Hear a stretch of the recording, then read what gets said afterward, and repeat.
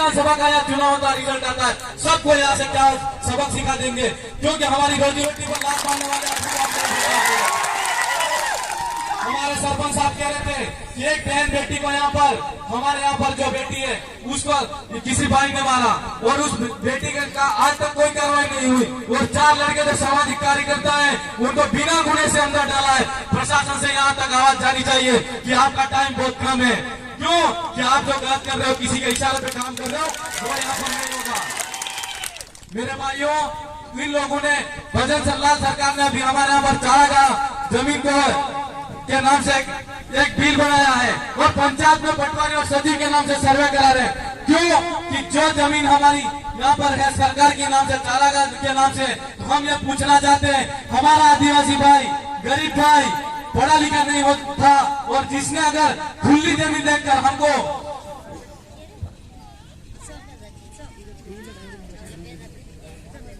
खुली जमीन है और उस पर घर पर आवास बनाकर हमारा परिवार और रोजी रोटी कमा रहा है, उस भाई के लिए कानून बनाया कि चारागाह जमीन पर वहां पर जितना जो भी भाई दे रहा है उसको सरकार के कब्जे में लिया जाए। हम सरकार से पूछना चाहते हैं कि तुम्हारी सरकार पहले आई थी या हम यहाँ पे पहले आए थे?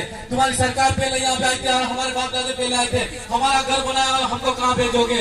ऐसे कानून और नियम बनाने वाले जो सरकार है उस सरकार का हम विरोध करते हैं। इसलिए मेरे भाइयों, इनकी हमारी आदिवासियों की जमीन पर नजर है, इसलिए हम कहते हैं कि जल जंगल जमीन पर हमारा आदिवासियों का स्वामित्व और अधिकार होना चाहिए। इस देश के मूल मालिक हमें और हमारा जो मालिकाना हक है वो हमको मिलना चाहिए। और हम सरकार से कहना चाहते हैं कि चारागाह की जो जमीन है वो जमीन भी हमारी है, तुम्हारी सरकार से पहले, तुम्हारे बाप दादों से पहले हम यहाँ रहते हैं।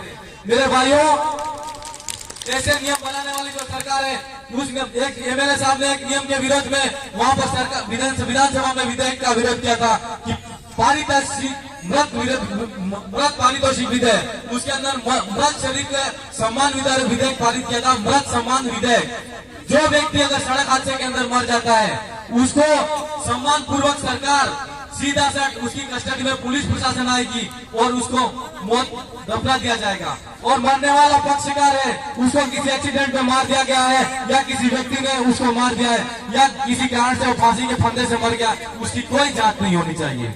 क्या ऐसे नियम का हम सम्मान करेंगे?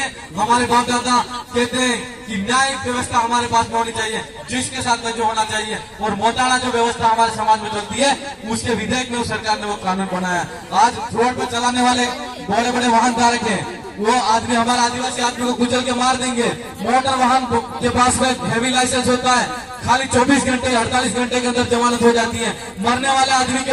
मरने वाला परिवारजन का आदमी है, उसको देने के लिए सरकार के पास में कुछ नहीं है। न वो उस व्यक्ति से मांग सकता है, न ही सरकार से मांग सकता है। ऐसा नियम बनना चाहिए। ये जानकारी हमको नहीं है, क्यों कि मेरे भाइयों, हमको जागने का वक्त है और हमको जगाने का वक्त है। आज हम जाग भी चुके हैं और दूसरों को भी जगाना है। और एक बात और कहना चाहते हैं, पहले हमने लड़ाई लड़ी थी तो हमने उपचुनाव के अंदर इनकी हवा निकाल दी थी। आज वापिस चुनाव हो रहे हैं,